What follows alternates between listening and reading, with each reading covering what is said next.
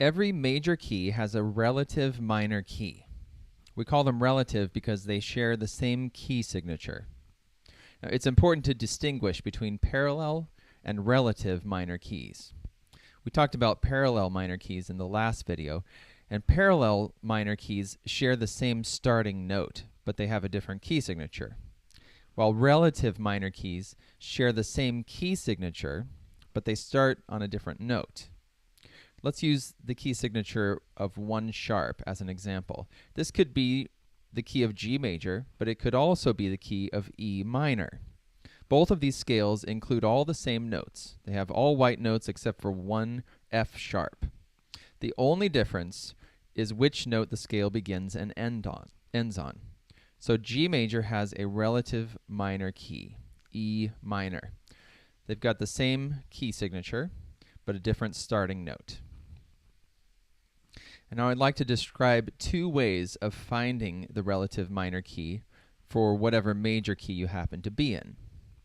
One way to find the relative minor is by counting up to the 6th note in the major scale.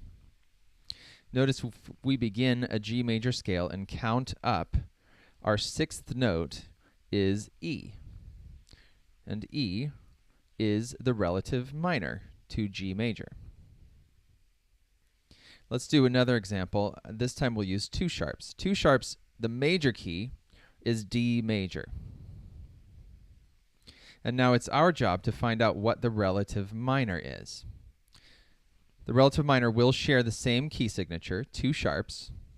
And remember, the 6th note in the major scale is the relative minor key. So if we count D as 1 and go up, the 6th note we'll get to is the note B. So now we know that D major and B minor are relative keys. Let's use that same key signature, but now I'm going to show you a different way to find the same result. Relative minor keys can also be found by going down 3 half steps from the major key. To find the relative minor of D, we can start at D and count down 3 half steps to land at B.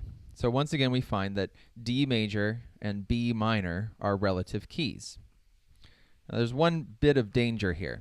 If you're using the down 3 half steps method to find relative minor keys, make sure that you skip 1 letter. Now, this was no problem with D major and B minor. We automatically skipped over the note C. But what if we started with 4 sharps? Our major key is E major with 4 sharps. But to find the relative minor, we'll start on E and count down 3 half steps.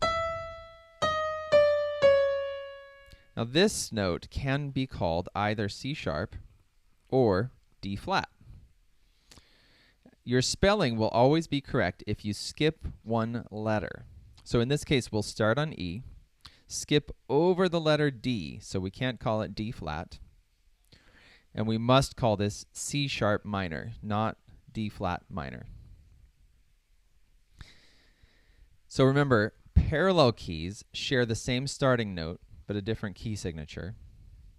Relative keys share the same key signature, but they have a different starting note. And practice these a lot until you can get very quick and natural at finding both the major key, the relative minor key, as well as the parallel minor key.